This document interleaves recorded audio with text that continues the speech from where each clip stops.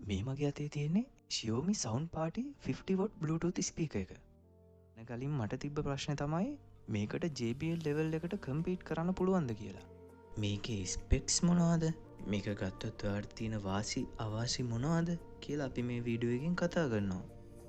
DNX Cafe YouTube channel එකට ඔයාලා හැමෝම ආයුබෝවන් කියලා පිළිගන්නවා. බොක්ස් එක අතට ගත්ත ගමන් කිලෝ 5ක විතර හොඳ බරක් දැනුනම තමයි මම දැනගත්තේ මේක තවත් එක චීප් ප්‍රොඩක්ට් එකක් නෙමෙයි කියලා. එහෙනම් අපි මේක අන්බොක්ස් කරගමු. මේකේ තියෙන සුපිරිම ෆියුචරිස්ටික් ඩිසයින් එකට 2025 IF හා Red Dot කියන ඩිසයින් අවෝඩ්ස් දෙකම දිනලා තියෙනවා. මේකේ දකුණත බැලුවොත් 50W power output එකක් තියෙනවා. True Wireless Stereo පහසුකම 26 hours play time එකක් තියෙනවා. Party Connect feature එක, reverse charging, IP67 rating එකත් බලා ගන්න පුළුවන්.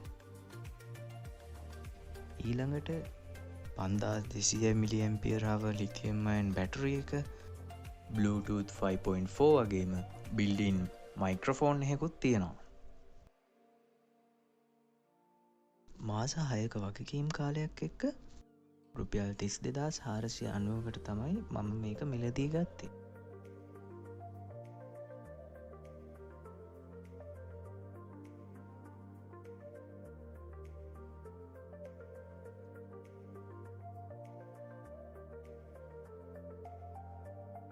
අන්බොක්ස් කරාට පස්සේ මෙන්න මේ විදිහට අපේ ඩිවයිස් එක බලා ගන්න පුළුවන්. ඩිවයිස් එකේ බර කිලෝග්‍රෑම් 1.2ක් වෙනවා. මේ තියෙන්නේ අපේ Xiaomi Sound Party ස්පීකර් එක. මේකේ ෆේස් එකේ NFC ලෝගෝ එක සහ Xiaomi ලෝගෝ එක බලා ගන්න පුළුවන්.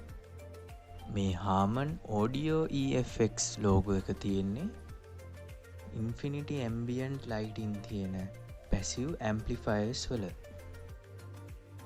මේ passive amplifiers audio generate කරන්නේ නැහැ. මේකේ පිටත texture එකත් buttons leather strap එකත් හරිම premium feel එකක් අරන් දෙනවා.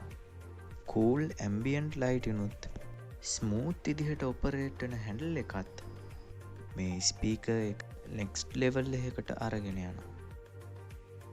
මේකේ back එකේ power in out port එක, bass boost බටන් එක, Bluetooth බටන් එක වගේම Party Connect බටන් එකත් බලා ගන්න පුළුවන්. මේ power in out port එක audio input එකක් විදිහට වැඩ කරන්නේ නැහැ. ඒ වගේම SD card සහ AUX port එකක්වත් මේකේ නැහැ. මේකේ connection එක Bluetooth වලට සහ Party Connect එකට විතරක් සීමා වෙලා තියෙනවා. එහෙනම් අපි box එකේ තව මොනවද තිබ්බේ කියලා බලමු. power delivery විතරක් වැඩ කරන USB-C to USB-C කේබල් එකක්. මේ කේබල් එකේ data transfer කරන්න බෑ. ඒ වගේම user manual එක අපිට හම්බෙලා තියෙනවා.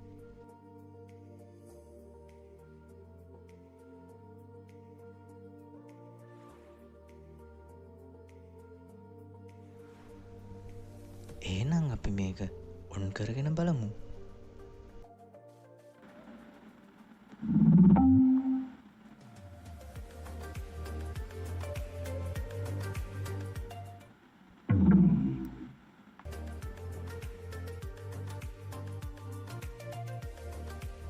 ස්පීකරය ඇතුළට කුහරයක් වගේ තියෙන මේ ඔප්ටිකල් ඉලූෂන් එක මාරම ලස්සනයි.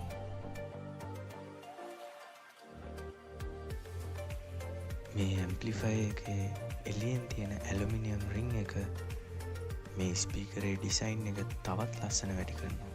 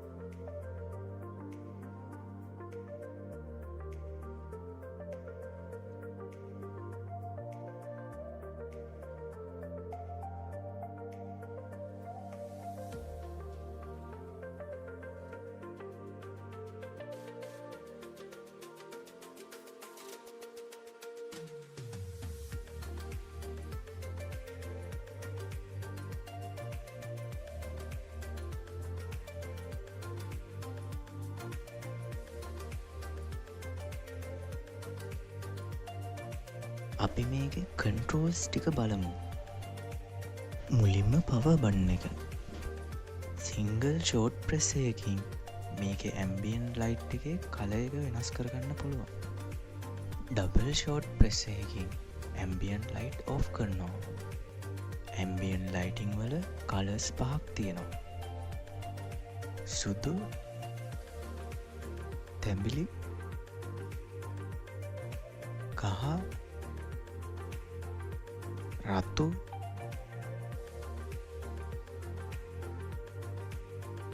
රෝස කියන පාට පහකින් අපිට බලාගන්න පුළුවන්. වොලියුම් ඩවුන් බටන් එක, ප්ලේ පෝස් බටන් එක, වොලියුම් අප් බටන් එක.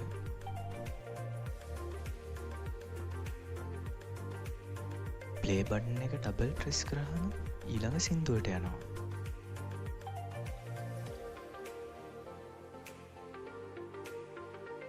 ප්ලේ බටන් එක ට්‍රිපල් ප්‍රෙස් කරාම කලින් ප්ලේ කරපු සින්දුවට යනවා. එහෙනම් අපි බලමු මේක ගෙවන ගානට වටිනවද කියලා. මේකේ ෆුල් වොලියුම් එක හිතනවට වඩා ලවුඩ්. ෆුල් වොලියුම් දැම්මොත් ඉන්ඩෝ යූස් එකකට නම් ටිකක් වැඩි. අවුට්ඩෝ යූස් එකකට නම් හොඳටම ප්‍රමාණවත්. වොලියුම් උපරිම දාලා ටික වෙලාවක් යූස් කරද්දී බැටරි එක ටිකක් හීට් වෙන්න ගන්නවා. බැටරි 100%ක් තියාගෙන ෆුල් වොලියුම් යූස් කරොත් පැය 3ක් වගේ ප්ලේ ටයිම් එකක් ගන්න පුළුවන්. වොලියුම් එක 70%ට අඩුවෙන් තියාගෙන යූස් කරොත් ස්පීකර් එකේ හෙල්ත් එකටත් හොඳයි, බැටරි එකේ හෙල්ත් එකටත් හොඳයි. ඒ වගේම පැය 7කට වැඩියෙන් ප්ලේ ටයිම් එකක් ගන්නත් පුළුවන්. YouTube එකෙන් සින්දු ප්ලේ කරද්දී මේකේ සවුන්ඩ් එක ටිකක් ෆ්ලැට් වගේ තේරෙනවා. ඒ වුණාට නෝමල් ස්පීකර් එකකට වඩා නම් සවුන්ඩ් ක්වොලිටි එක ඇත්තටම හොඳයි. ඒත් පර්ෆෙක්ට් ලෙවල් එකකට ගන්න නම් නයිමික් වගේ සොෆ්ට්වෙයාර් එකක් යූස් කරලා EQ settings adjust කරගෙන ක්ලියර් කරලා ක්‍රිස්ප් කරලා හොඳම ලෙවල් එකට ගන්න පුළුවන්. මෙච්චර කල් movies TV series බැලුවේ ලැප්ටොප් එකේ ස්පීකර් එකකින් නම් මේ ස්පීකර් එක යූස් කරලා තියටර් ලෙවල් එකේ හොඳ සවුන්ඩ් එක්ස්පීරියන්ස් එකක් ගන්න පුළුවන්.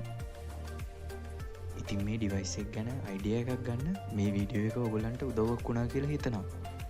එහෙනම් ඉස්සරහටත් මේ වගේ වීඩියෝ බලන්න අපිත් එක්ක එකතු වෙන්න subscribe කරන්න කියලා ආරාධනා කරනවා.